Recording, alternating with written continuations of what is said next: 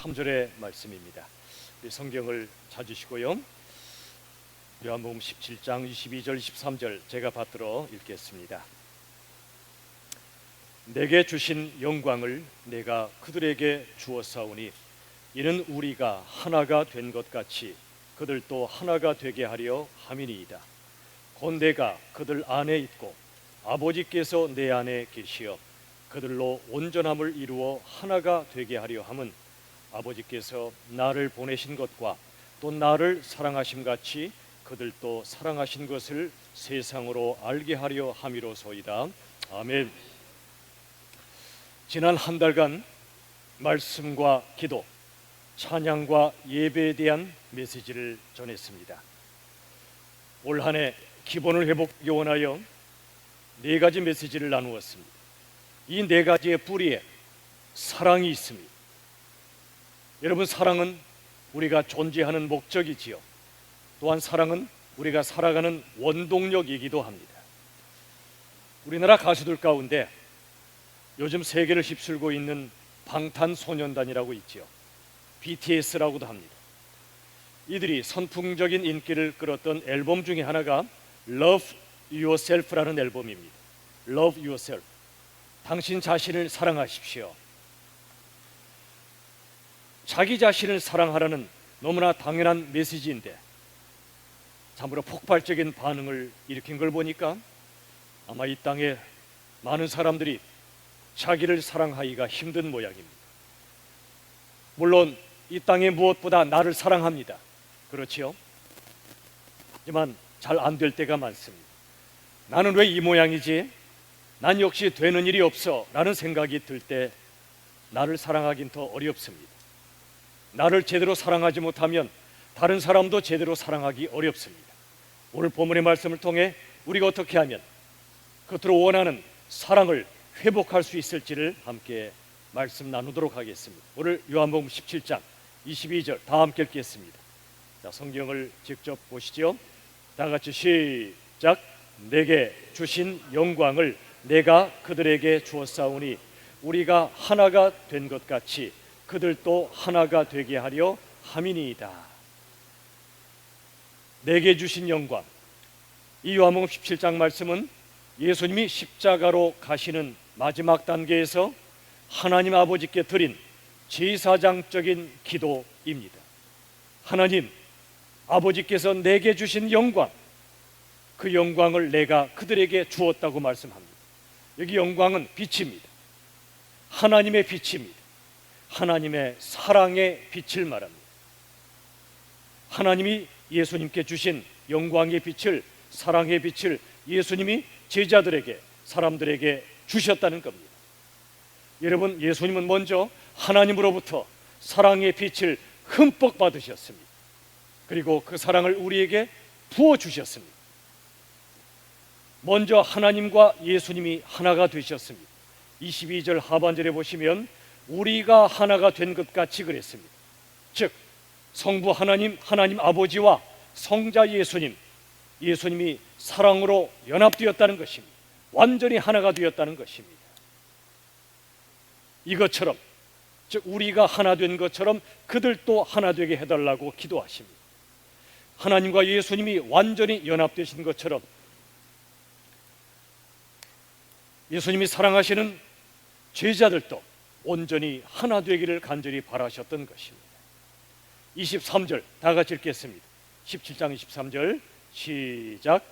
곧 내가 그들 안에 있고 아버지께서 내 안에 계시어 그들로 온전함을 이루어 하나가 되게 하려 함은 아버지께서 나를 보내신 것과 또 나를 사랑하심 같이 그들도 사랑하신 것을 세상으로 알게 하려 함이로소이다. 자, 한 문장씩 보죠. 23절 상반절에 보시면 곧 내가 그들 안에 있고 아버지께서 내 안에 계시어 그랬습니다. 여러분, 예수님 안에는 하나님으로 꽉 차 계십니다. 어떤 분은요 국질이면 돈 그럽니다.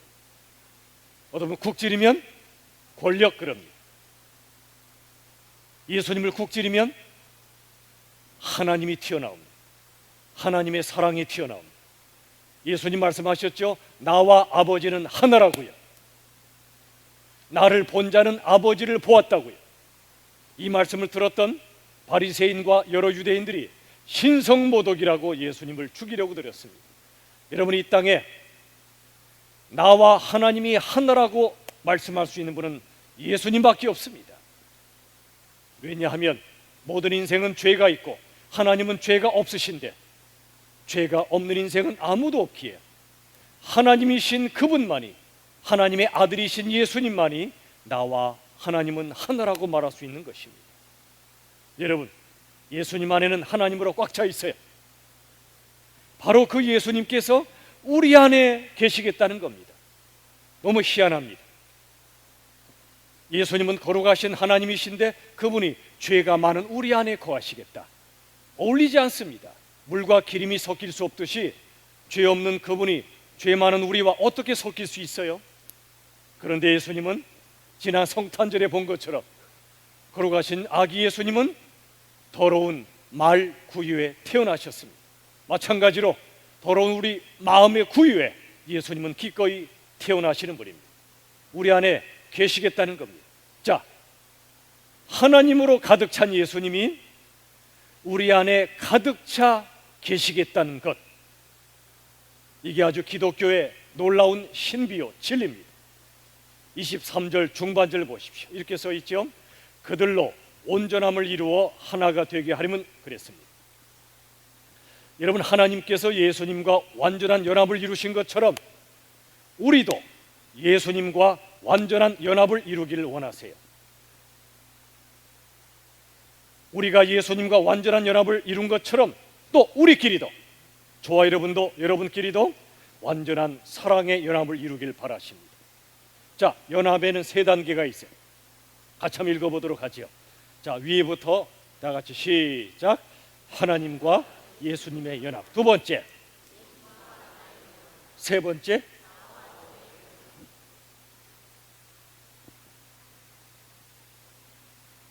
하나님과 예수님이 연합되셨습니다. 그리고 예수님과 내가 연합됩니다. 그 다음이 뭐죠? 나와 네가 연합된다는 것입니다.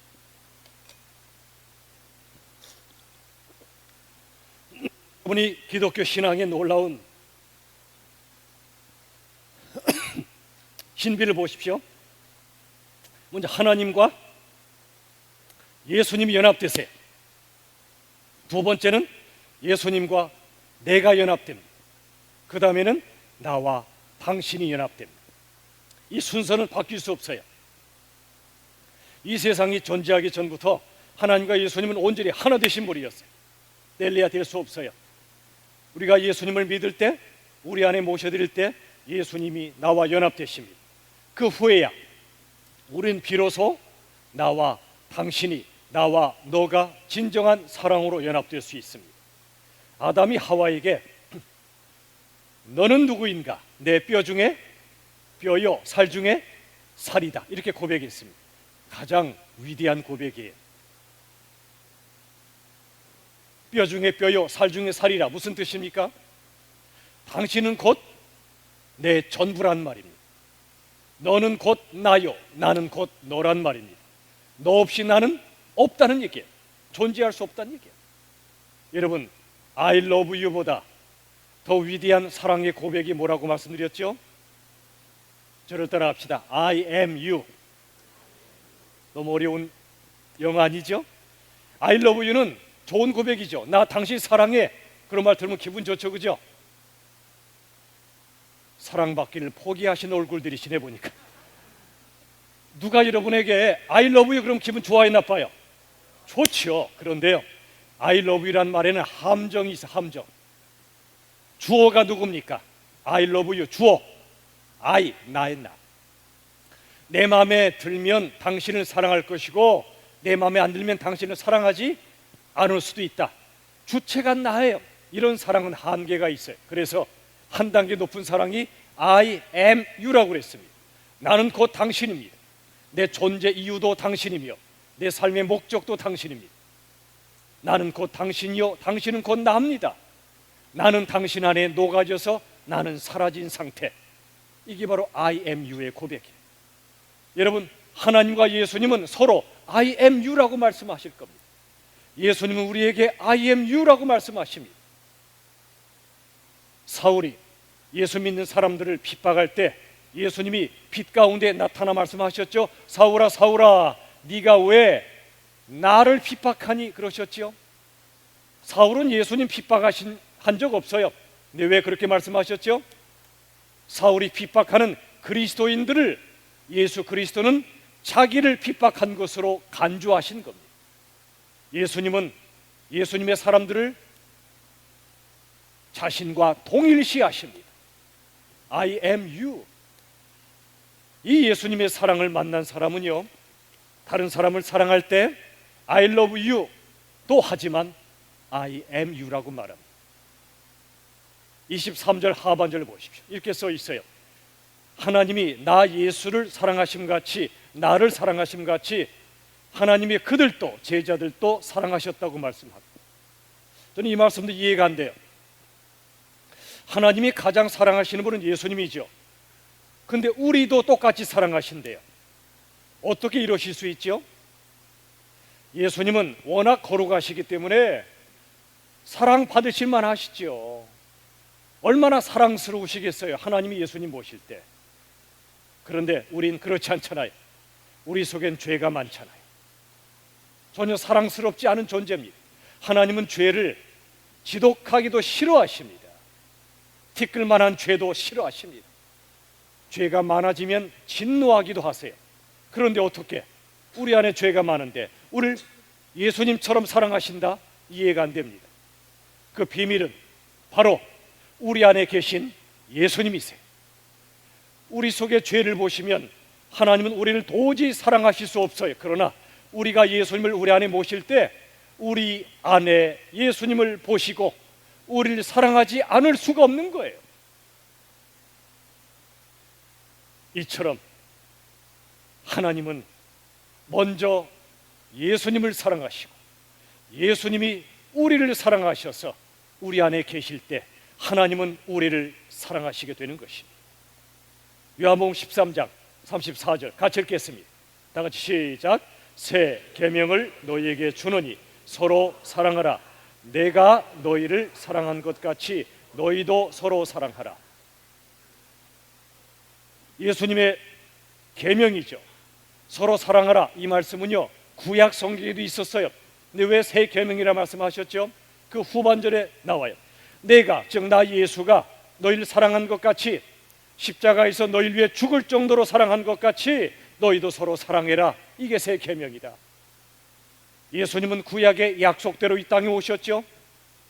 구약의 예언대로 우리 위해 죽으시고 우리를 구원하시고 부활하셨습니다. 예수님이 우리를 사랑하신 그 사랑으로 우리도 서로 사랑하라 라고 말씀하십니다. 예수님은 우리 안에 계십니다. 여러분 다른 사람 보실 때 뭔가 부족해 보이고 허물이 많아 보여도 눈을 여십시오. 그 사람 속에 누가 계시다고요? 예수님이 계시다는 걸 잊지 마십시오. 예수님이 당신 안에 계시기 때문에 난 당신을 사랑한다는 것입니다. 당신의 수많은 허물에도 불구하고 말이죠. 또 예수님은 내 안에 계십니다. 내가 예수님을 모시면 내 안에 계셔서 안 나가십니다. 그러면 내가 나를 볼 때 사랑스럽지 않은 구석이 많아도 내 안에 보석 같은 예수님이 계시기 때문에 나는 비로소 나를 사랑할 수 있게 되는 겁니다. 여러분 우리들은 보석함이에요. 보석함. 보석함은 보석을 담는 함이죠. 여러분 성경은 말씀하기를 우린 질그릇이라 하십니다. 질그릇 속에 보배를 담았다고 말씀하세요. 보배는 예수님을 가리켜요. 질그릇은 깨지기 쉽죠. 연약하죠. 또 더러워지기 쉬워요. 그런데 그 안에 보석이 담기면 우리 질그릇이 가치를 갖기 시작합니다. 우리도 마찬가지죠. 우린 보석함이에요. 보석함 자체는 별 의미 없어요. 그 속에 보석이 담기니까 보석함이 의미가 있어요. 마찬가지로 우리도 예수님을 내 안에 담을 때 그분은 보석이시기 때문에 우리가 함께 보석 같은 존재가 되는 것입니다. 여러분 우리 예수님은 하나님을 사랑해라 이웃을 사랑해라 말씀하셨는데 사랑하라는 계명만 주시잖아요. 사랑할 능력을 우리에게 주십니다. 더 정확히는 우리 안에 오셔서 사랑의 능력이 되어주십니다. 주실 뿐 아니라 되어주세요. 예수님을 내 안에 모시면 예수님은 내 안에 들어와 나와 하나 되십니다. 사랑의 능력이 되어주십니다. 그러면 예수님을 주인으로 모시면 내 안에 참된 사랑의 씨앗이 심깁니다. 씨앗은 작죠. 잘 안 보여요. 처음엔 내 속에 사랑이 있나? 예수님이 계신가? 믿어지지 않아요. 그런데 나도 모르게 그 씨앗이 자라나요. 조금씩 예수님을 닮아가요. 그동안엔 나만 사랑하던 이기적인 사람이었는데 나도 모르게 조금씩 다른 사람을 사랑하게 됩니다. 이전엔 원수, 왼수, 도저히 사랑할 수 없었던 나예요. 죽었다 깨나도 사랑 못했어요. 그런데 내가 예수님 모시고 나니까 사랑의 씨앗이 뿌려졌죠. 나도 모르게 원수가 달리 보여요. 미웠던 그가 불쌍하게 보이고요. 그를 위해 기도하기 시작하고요. 나도 모르게 그 사람을 품기 시작해요. 우린 그렇게 못합니다. 우린 절대 원수 사랑 못해요. 그런데 네 안에 그분이 사랑의 주님이시기 때문에, 사랑의 능력이 되어주시기 때문에 나도 모르게 사랑하게 하시는 것입니다. 여러분, 이 비밀입니다. 하나님과 예수님의 연합, 예수님과 나의 연합, 그때 비로소 나도 다른 사람과 사랑으로 연합하기 시작해요. 여러분, 많은 사람이 사랑하고 싶은데 왜 사랑이 안 되냐면요, I love you 하고 서로 향해 막 달려가죠. 브레이크가 파열된 기관차 두 대가 막 달려가듯이 그러다 장렬하게 터집니다. 깨집니다. 사네 못 사네 그럽니다. 여러분, 사랑은 그렇게 하지 말아야 됩니다. 성경을 모르는 세상 사람들은 마음에 들면 온 세상에 그 사람밖에 없는 것처럼 막 달려갑니다. 사랑을 받고 싶어 합니다. 사랑을 주고 싶어 합니다. 근데 잘 안 돼요. 왜 그렇죠? 성경이 말씀하는 사랑은 달라요. 성경은 나와 네가 함께 예수님을 향해 달려가라고 말씀합니다. 서로 향해 달려가지 말고 함께 예수님 향해 달려가라. 마치 무지개와 같잖아요. 무지개는 두 꼭지점이 서로 떨어져 있죠. 그런데 함께 꼭지점을 향해 달려갑니다. 꼭대기를 향해 올라갑니다. 그러면 두 사람 사이의 거리도 점점 줄어들어요. 가까워져요. 이 사람도 예수님과 하나 돼요. 이 사람도 예수님과 하나 돼요. 예수 안에서 완벽한 연합을 이루면 두 사람 사이도 완벽한 연합이 이루어지는 거예요. 여러분, 부부 간에든 부모 자식 간에든 우리 사람 간에든 서로 향해 너무 달려가지 마세요. 부담스러워요. 함께 예수님 향해 달려가세요. 그러면 자연스럽게 두 사람은 하나 되게 돼 있어요. 여러분, 내 안에 사랑이 빈약하다 느껴지십니까? 낙심하지 마세요. 그 순간 십자가에 예수님을 바라보시기 바래요. 내 사랑이 너무나 형편없어서 부끄러우십니까? 절망하지 마세요. 예수님의 사랑을 갈망하시면 돼요. 그분을 끊임없이 바라보세요. 나도 모르게 그분의 사랑이 내 안에 밀려 들어오기 시작합니다. 또 우리 주님을 바라볼 때 도무지 어떻게 기도할지를 모를 때 요한 가스파 레베이트란 분의 기도문을 한번 소개하고자 합니다. 같이 한번 읽어보죠. 시작. 오 예수 그리스도시여, 당신이 내 안에서 자라나시고 다른 모든 것은 시들게 하소서.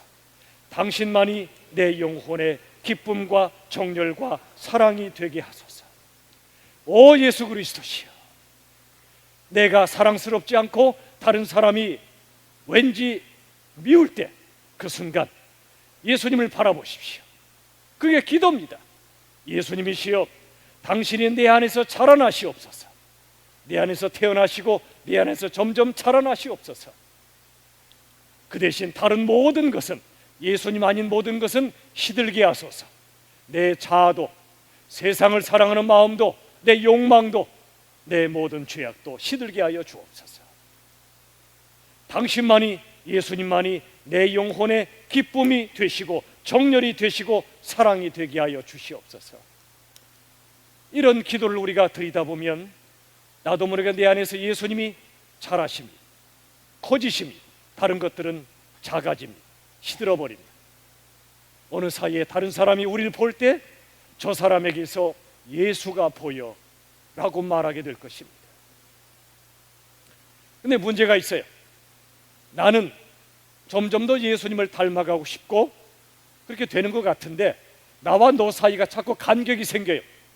갈등이 생겨요. 어떻게 될까요? 그 순간엔 나와 너 사이에 생긴 간격 안으로 예수님을 초청하시면 돼요. 그러면 예수님이 나와 너 사이로 들어오셔서 당신의 사랑으로 채워주십니다. 자, 한번 앞을 보시고 한번 같이 읽어보죠. 사랑하는 사람 사이에부터 다 같이 시작. 사랑하는 사람 사이에 공간을 만들라. 그 공간으로 하늘 바람이 불어와 춤추게 하라. 어느 사상가의 시입니다만 사랑하는 사람 사이에 간격이 생길 때, 공간이 생길 때 너무 두려워하지 마세요. 그 공간으로 오히려 하늘 바람이 불어와 춤추게 하십시오. 하늘 바람은 하나님의 사랑을 가리킵니다. 나와 너 사이에 간격이 생기고 공간이 생길 때 오히려 그 공간으로 예수님을 초청하세요. 나와 당신 사이에 예수님이 계시게 하세요. 아브라함에게 하나님이 100세의 아들을 주셨죠. 이름은 이삭이죠. 너무 이쁘죠, 그죠? 나이 많은 아브라함 얼마나 이뻤겠어요. 여러분, 자식이 이뻐요, 손주가 이뻐요? 손주가 이쁘죠. 어느 분의 말씀처럼 이럴 줄 알았으면 자식보다 손주를 먼저 낳을 걸 그랬죠. 아브라함이 100세 때 자식을 봤으니 아들이 아니야, 손주야, 손주. 얼마나 이뻐요 그냥. 그러다 보니 아브라함과 이삭 사이에 공간이 없어졌어요. 찰싹 달려붙어 버렸어요. 그 순간 그 사이에 계셔야 할 하나님이 사라지신 거예요. 하나님이 사라지신, 하나님이 안 계신 사랑, 이걸 가리켜 우상이라고 말합니다. 이삭이 우상이 된 거예요. 근데 하나님이 아브라함아, 아브라함아, 네 아들 이삭을 내게 바쳐라 말씀하십니다. 하나님이 괜히 주신 아들 뺏어가는 분입니까? 아니에요. 왜 이삭을 바치라고 그러셨죠? 아브라함에게 온통 이삭밖에 없어요. 그 순간 하나님이 사라져요. 우상 숭배를 하는 겁니다. 마음이 썩어버리기 시작해요. 우상 숭배는 우리 마음을 부패시킵니다. 여러분, 아무리 자식을 사랑하시든 누군가를 사랑하셔도 여러분과 그분 사이에 공간을 만들어 두세요. 그게 절제입니다. 성령의 열매는 사랑으로 시작하여 절제로 끝나요. 나와 당신 사이에 절제의 공간을 만들고 그 사이에 하나님을 모시세요. 그래야 본드가 두 물건을 찰싹 붙어있게 하는 것처럼 하나님께서 초강력 접착제가 되어서 나와 당신 사이에 사랑으로 하나 되게 하시는 거예요. 여러분과 누군가 사이에 간격이 느껴지면 고민하지 마세요. 그 순간 그 사이에 누굴 초청하시라고요? 예수님을 초청하세요. 그분의 사랑이 여러분 누군가와의 간격을 메꿔주실 겁니다. 자, 하늘 바람은 하나님의 사랑이라 그랬습니다. 도대체 하나님의 사랑이 어떤 사랑이길래? 스바냐 3장 17절 하나님의 기가 막힌 사랑이 이렇게 말씀되고 있죠. 같이 시작. 너의 하나님 여호와가 너의 가운데 계시니 그는 구원을 베푸실 전능자이시라. 그가 너로 말미암아 기쁨을 이기지 못하시며 너를 잠잠히 사랑하시며 너로 말미암아 즐거이 부르며 기뻐하시리라. 보세요. 누구의 하나님 여호와라고요? 너의 하나님 여호와, 즉 나의 하나님이라는 겁니다. 남의 하나님이 아니에요. 나의 하나님이 너의 가운데 계시다. 너의 속에 임재해 계시다. 그는 구원을 베푸시는 전능자신데 그 다음 보세요. 그가 너로 말미암아 기쁨을 이기지 못한대. 너의 행위로 말미암아가 아니고요, 너로 말미암아 너의 존재 때문에 기쁘시대. 너를 잠잠히 사랑하시며 또 너로 말미암아 즐거이 부르며 기뻐하시리라. 여러분 남편이 벌어다 주는 돈을 사랑하십니까? 남편을 사랑하십니까? 여러분 부인이 해주시는 요리를 사랑하십니까? 부인을 사랑하십니까? 자식의 성적을 사랑하십니까? 자식을 사랑하십니까? 그게 그거 아니요. 아니에요. 달라요. 하나님은 우리의 행위와 우리의 그 무엇을 사랑하시는 것이 아니라 우리를 사랑하십니다. 우리가 하나님 때문에 뭔가를 해드리고 그 행위 때문에 우리를 사랑하시는 것이 아니라 우리를 만드셨고 우리를 낳으셨고 우리를 죽도록 사랑하시기 때문에 바로 우리를 사랑하시는 겁니다. 너로 말미암아 기쁘다는 겁니다. 하나님은 우리가 뭔가를 해야만 사랑하시는 분이 아니에요. 우리가 가만히 있을 때에도 그냥 우리의 존재 자체로 기뻐하시고 사랑하시는 하나님이시라는 걸 믿으시길 바랍니다. 내가 뭘 해야 아니에요. 세상은, 사람은 뭔가를 해야만 사랑해줘요. 하나님은 달라요. 여러분, 사랑에는 네 종류가 있죠. 에로스, 필리아, 스토르게, 아가페. 다 아시죠? 우리 복습해 봅시다. 에로스는 남녀 간의 사랑이죠. 필리아는 친구 간의 사랑이에요. 스토르게는 혈육 간의 사랑이죠. 근데 이 세 가지 사랑은 조건적입니다. 조건적 사랑이에요. 당신이 나를 사랑해 줘야 나도 당신을 사랑한다 그러십니다. 예외는 있죠. 부모의 사랑은 조금 예외예요. 그래도 부모도 한계가 있어요. 이사야서 말씀처럼 너의 부모가, 너의 어머니가 너를 잊겠느냐? 그럴 리가 없다. 그러나 혹시 엄마가 너를 잊어도 나는 너를 잊지 않을 것이다. 하나님이 말씀하셨지요. 여러분, 에로스, 필리아, 스토르게 세 가지 사랑은 유한한 사랑입니다. 유한. 그러나 아가페는 달라요. 아가페는 무조건적인 무한한 사랑입니다. 이런 겁니다. 네가 어떻게 하든 상관없이 난 너를 사랑할 거야. 아까 조건적 사랑은 뭐죠? 네가 잘해주면 나도 널 사랑할 거야, 그거죠. 아가페는 달라요. 네가 어떠하든 상관없이 너를 사랑한다, 그런 겁니다. 자, 로마서 5장 8절 아가페 사랑을 이렇게 말씀하셨죠. 다 같이 시작. 우리가 아직 죄인 되었을 때에 그리스도께서 우리를 위하여 죽으심으로 하나님께서 우리에 대한 자기의 사랑을 확증하셨느니라. 보세요. 하나님 우리를 죽도록 사랑하신 건 언제라고요? 우리가 아직 죄인 되었을 때, 전혀 사랑스럽지 않을 때, 그럼에도 불구하고 우리 위해 죽으실 정도로 사랑하심으로 그 사랑을 확증하셨다는 겁니다. 이 사랑이 무슨 사랑이죠? 아가페.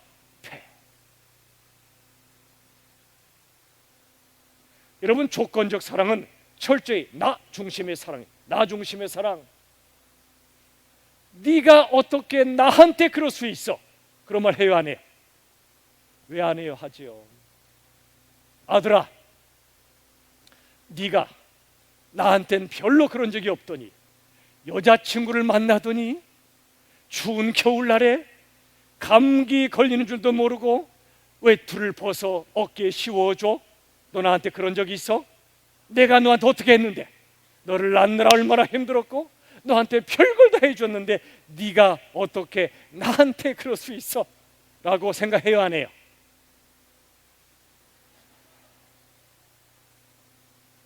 하지요. 왜 안 해요? 그런데 아가페는 달라요.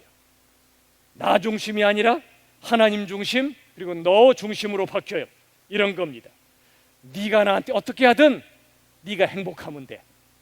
이게 너 중심이에요. 더 나아가 네가 나한테 어떻게 하든 하나님이 너를 쓰시면 돼. 하나님이 너를 통해 영광 받으시면 돼.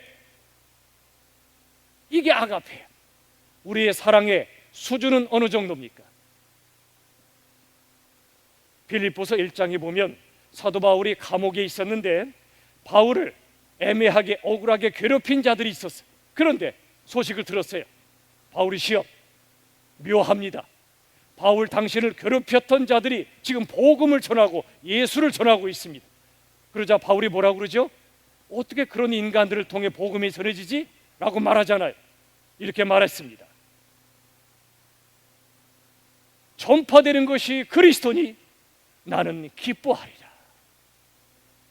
나를 괴롭히는 자들을 통해서라도 복음이 전파된다니 나는 오히려 기뻐할 것이라고. 이게 바로 십자가의 아가페 사랑을 만난 사람 할 수 있는 고백이에요. 여러분, 예를 들어 우리 교회 안에 아무개 집사님이 진짜 성격도 나빠요. 아무개 상상하지 마세요. 정말 성격이 나쁠 뿐만 아니라 나한테 정말 너무나 잘 안 해요. 상처를 많이 줘요. 그런데 그 사람이 복음을 전한대요. 어떤 생각이 드세요? 그 인간이 복음을 전해? 바울은 이렇게 말했을 겁니다. 성격도 나쁘고 나한테 상처를 줬을지 모르지만 그 사람을 통해서라도 예수님의 복음이 전해진다니 나는 뭐 할 거다? 기뻐할 거다. 나 중심이 아니라 하나님 중심, 너 중심으로 바뀌는 건 그게 바로 아가페의 사랑이에요. 예수님이 죽기까지 사랑하셨다면 그게 아가페라면 그 죽음을 헛되게 해서는 안 되지 않겠어요? 우리도 흉내라도 내야지. 흉내라도. 그 인간이 복음 전해서 기뻐하는 마음이 안 생겨도 억지 웃음이라도 지어야지요. 그 사람 통해 복음이 전해졌대. 여러분, 이건 위선이 아니에요. 그건 절제입니다. 위선과 절제는 달라요. 뚫린 입으로 막 말하는 건 무절제입니다. 그건 솔직함이 아니에요. 진실이 아니에요. 그건 미성숙입니다. 내 마음에 안 드는 사람 통해 복음이 전해지고 하나님이 영광 받으실 때 그 순간 절제하십시오. 그리고 오히려 기뻐하십시오. 하나님이 기뻐하시고 당신이 하나님께 쓰임 받으면 그걸로 됐지.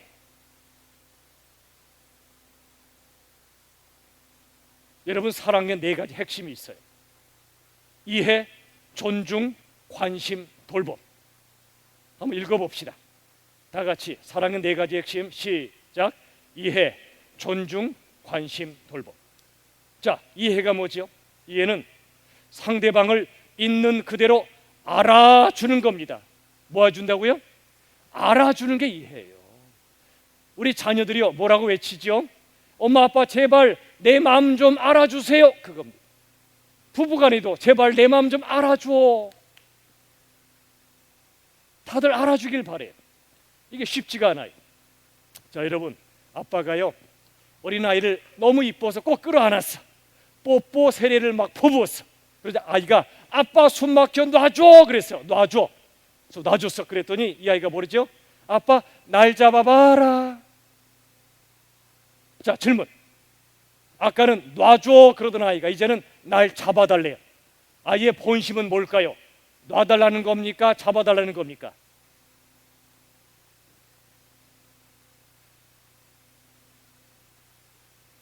사랑이 바로 그거예요.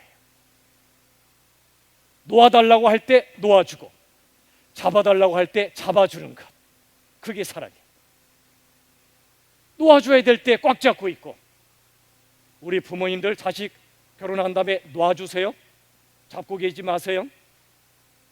반대로 잡아줘야 할 때 안 잡아주고 놓아버려요. 그건 이해를 못하는 거예요. 상대방이 지금 무엇을 원하고 있나, 잡아달라는가 도와달라는가, 그 마음을 이해하는 게 바로 사랑의 출발점이에요.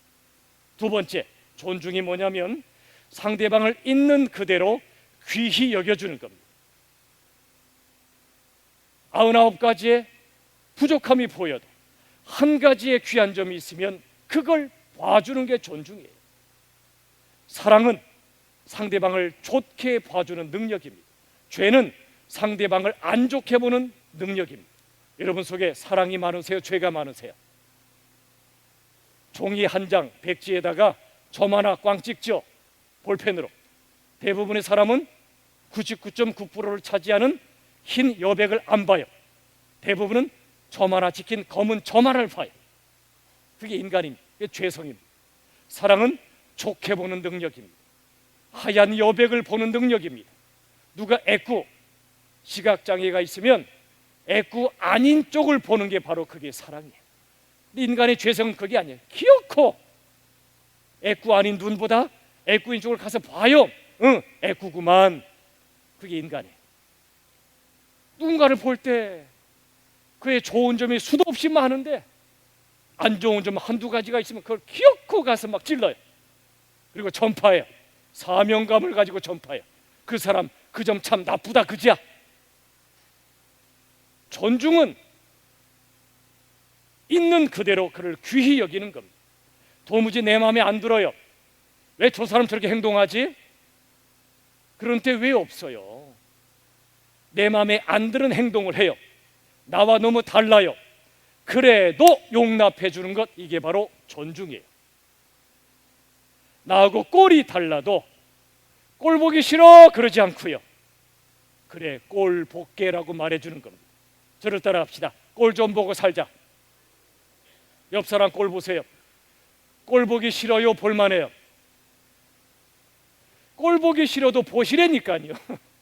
사람마다 꼴이 달라요. 세모꼴, 네모꼴, 별꼴. 이 별꼴, 목회는 모든 꼴을 보는 거예요. 사랑은 모든 꼴을 볼 줄 아는 거예요.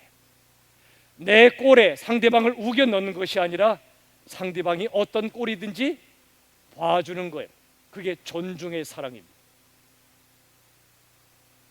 세 번째, 관심. 관심은 뭐냐면 상대방의 상황에 눈길을 보내줍니다. 그 다음에 마음을 줍니다.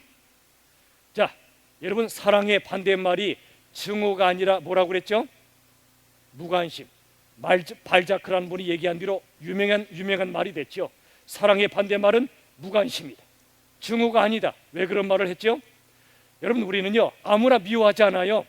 오늘 예배 끝나고 가다가 명인역 옆에서 전혀 모르는 사람 붙잡고 나 당신 증오해, 그럼 돼야 안 돼요? 그런 사람은 없어요. 나와 상관없는 사람 미워하지 않아요. 우리들은 언제 우리가 미워하지요? 나와 상관이 깊은 사람, 내가 그를 사랑했는데 그 사랑이 거부당할 때 그 사람을 미워하는 겁니다. 내가 사랑한 만큼 나를 사랑하지 않을 때. 여러분, 증오는 여전히 사랑하는 상태에 있는 거예요. 그래서 증오를 가리켜 상처받은 사랑이라고 말하는 겁니다. 증오보다 무서운 게 무관심이에요. 무관심은 사랑이 식어버린 겁니다. 안중에도 없는 겁니다. 사랑이 사라져버린 상태입니다. 여러분, 사랑하면 무관심할 수가 없어요. 어디 아픈 건 아닐까? 코로나 바이러스가 혹시라도 들어간 건 아닐까? 기침 안 해? 어떡한 거지? 관심이에요, 관심. 가까이 오지 마, 이게 아니고요. 그 사람이 뭘 아파하지, 뭘 힘들어하지, 뭘 기뻐하지, 뭘 갈망하지, 관심을 가지면 눈과 마음이 가게 돼 있어요. 자, 네 번째, 돌봄. 여러분, 관심이 눈과 마음으로 하는 사랑이라면 돌봄은 손과 발로 하는 사랑이에요. 가서 손으로 뭔가를 해줘요. 죽을 쓰든 밥을 만들어 주든 발로 뛰어가요. 요한일서 3장 18절의 말씀처럼 진짜 사랑은 말과 혀로 하는 혀끝 사랑이 아니고요, 행함과 진실함으로 하는 손끝 사랑이에요. 그래서 제임스 헌트가 이런 말을 했습니다. 다 같이 읽어보죠. 제임스 헌트, 시작. 사랑은 타인을 향한 감정이 아니라 타인을 위한 행동이다. 감정은 믿을 수가 없어요.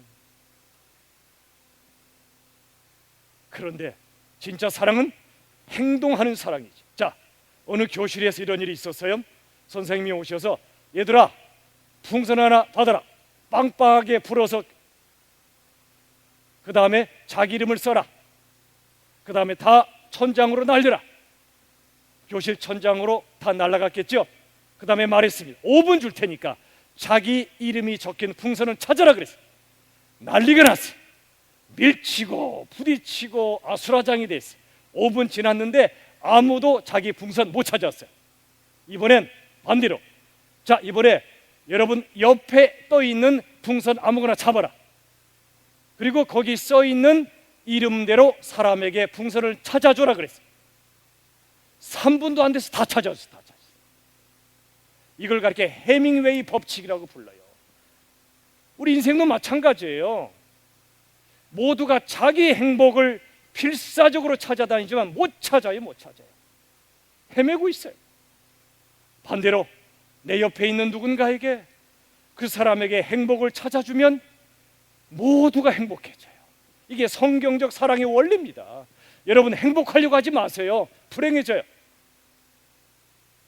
행복하게 해주려고 하시면 바로 여러분이 먼저 행복해지고 상대방도 행복해져요. 그런데 그게 안 돼요. 너 때문에 나 불행하거든, 너 좀 나 행복하게 해줘봐. 다들 이래. 다들. 부부끼리도, 부모 자식끼리도, 성도님들은 목사한테, 목사는 성도님들한테 서로 간에 나 좀 행복하게 왜 안 해주는 거야?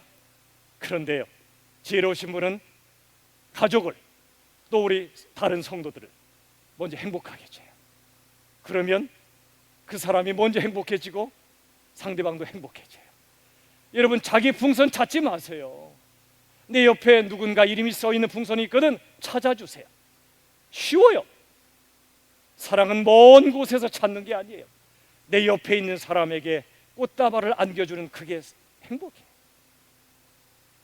행복하려고 하지 마시고 행복하게 해주려고 사세요. 용 쓰지 마시고 마음 쓰며 사세요.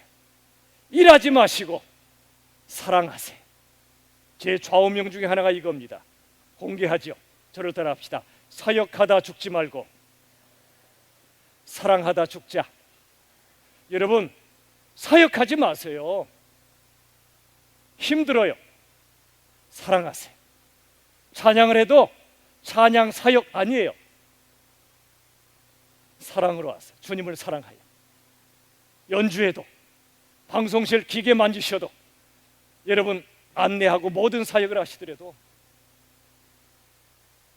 수호 통역 하셔도 사역하지 마세요. 일하지 마세요. 사랑하세요. 예수님의 일은 사랑, 그 이상 그 이하도 아니었어요. 죽도록 사랑하신 것, 그게 예수님의 일이었어요. 새해부터 두 종류의 순장님을 좀 모시면 좋겠습니다. 기존 순장님을 일반 순장이라 부르면 좋겠습니다.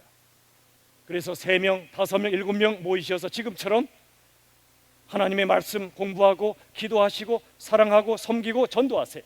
선교하세요. 그대로 갑니다. 그러나 또 하나, 돌봄순을 좀 만듭시다. 뭐냐면 기존 순에 못 들어가시는 분들, 시간이 안 되든 뭔가 마음이 힘들어서 순에 못 들어가시는 분들이 계시잖아요. 그분들을 2분이든 3분이든 4분이든 일반 순에 계신 분들 가운데 순장이 아니신 분들, 어떤 순은 권사님들이 모여 계시더라고요. 장로님들이 계신 곳도 제법 돼요. 모여 계시는 것 흩어버리지 않겠습니다. 일반 순도 하세요. 그러나 제가 볼 때 너무 아까워요. 우리 장로님, 권사님, 안수 집사님 포함해서 여러분들이 너무도 사랑이 많으신 분들인데 그 에너지가 썩고 있어 보니까, 그래서 돌봄순을 따로 만들어서 2가지를 병행하면 좋겠어요. 일반 순에서는 열심히 모여 예배하고 사랑하십시오. 그러나 일반 순에 속한 분들 가운데 순장이 아닌 분, 우리 중책을 맡은 분들은 예외 없이 돌봄 순장이 되어주세요. 그래서 순 모임은 못 가져도 사랑은 4가지 핵심처럼 그를 이해해주고 존중해주고 관심을 기울여주고 돌봐주시면 돼요. 안 나오시면 전화해주고, 아프면 기도해주시고 찾아가 주시고, 이렇게 돼야 우리 교회가 제대로 된 교회가 됩니다. 사랑이 회복되는 교회가 됩니다. 제가 깜짝 놀랐어요. 부끄러웠어요. 왠지 아세요? 오늘부터 주일 오후 상당 기간 원탁 테이블을 치우겠습니다. 오후 예배 때. 일단 기도 세미나가 있으니까 앞을 바라보도록 하기 위해서도 치우지만 또 하나 이유가 있어요. 제가 여러 번 예를 들었는데 슬펐어요. 왠지 아세요? 원탁에 6분이 앉아 계셔요. 너무 친해요. 새 신자가 다가와요. 자리 하나 비어 있으니까 앉아도 될까 그랬더니 여기 자리 있는데요. 여기 자리 있는데요. 쫓아버리더라고요. 제 귀에만 5개 사례가 제 귀에 들려왔어요. 그분들이 중책을 맡은 직분자들이었어요. 제 가슴이 슬펐어요. 여러분, 그런 때는 어떻게 해야 돼요? 새 가족이든 오랜만에 오후 예배 나왔든 내 자리 또는 누구 자리 있다고 하면 안 되지요. 의자를 하나 갖고 와서 앉히든지 좁아서 자리가 없으면 내가 다른 자리로 가고 그분을 앉히고 그분을 함께 사랑의 교제 나누도록 해줘야죠. 이게 영화가 아닙니까? 잘 있는데 왜 이렇게 됐죠? 우리 교회가 그러면 안 되지 않겠어요? 여러분, 사랑을 회복합시다. 사랑은 상대방이 붙잡아 주길 바랄 때 붙잡아 주고 놓아주길 바랄 때 놓아주는 것, 이해하는 겁니다. 두 번째, 존중입니다. 있는 그대로 그를 소중히 여기고 좋게 보는 겁니다. 다른 사람 나쁜 얘기하는 사람하고는 가까이 하지 마세요. 다른 사람 나쁜 점이 많아도 좋은 점 얘기해 주는 분하고 가까이 하세요. 세 번째, 관심. 정말 그분이 뭘 필요로 하고 아파하는가를 깊이 관심을 기울이세요. 끼리끼리 주일날 계시지 마시고요, 직분자들은 흩어지세요. 관심을 기울여 주세요. 혼자 식사하는 분 가서 같이 식사해 주시고, 오랜만에 오시면 가서 진심으로 그 사람을 격려해 주세요. 돌봄, 혀끝으로 하지 마시고 손끝으로 하십시오. 열린비전교회 10년 이상 됐는데 아무리 말씀, 기도, 찬양, 예배 열심히 드려도 그 밑바닥에 사랑이 없다면 아무것도 아니. 그게 주님의 말씀이에요. 부디 새해 저와 여러분 모두가 정말 제대로 사랑합시다. 진정한 사랑을 회복합시다. 그래서 많은 분들이 우리에게 오셔서 열린비전교회는 건물도 없고 간판도 없고 아무것도 없는 줄 알았더니 그 안에 예수님이 계시고 사랑이 충만한 교회다. 하나님이 기뻐하시고 이 땅에 많은 사람이 기뻐하는 그런 교회가 될 수 있기를 예수님의 이름으로 축원합니다. 기도합시다. 하나님 아버지, 10년 된 우리 교회가 아직도 사랑이 부족합니다. 다 제 탓입니다. 사랑을 제대로 가르치지 못했고 실천하지 못했던 종의 잘못이오니 용서하여 주옵소서. 이제는 우리가 사랑하지 못했던 죄를 회개하며 이제부터라도 예수님처럼 제대로 된 사랑을 하다가 이 땅을 떠나게 하여 주시옵소서. 이 사람은 정말 사랑의 사람이었다고 모든 사람이 기억할 만한 그런 삶을 살게 하여 주시옵소서. 감사옵고 예수님의 이름으로 기도하옵나이다. 아멘. 이 시간에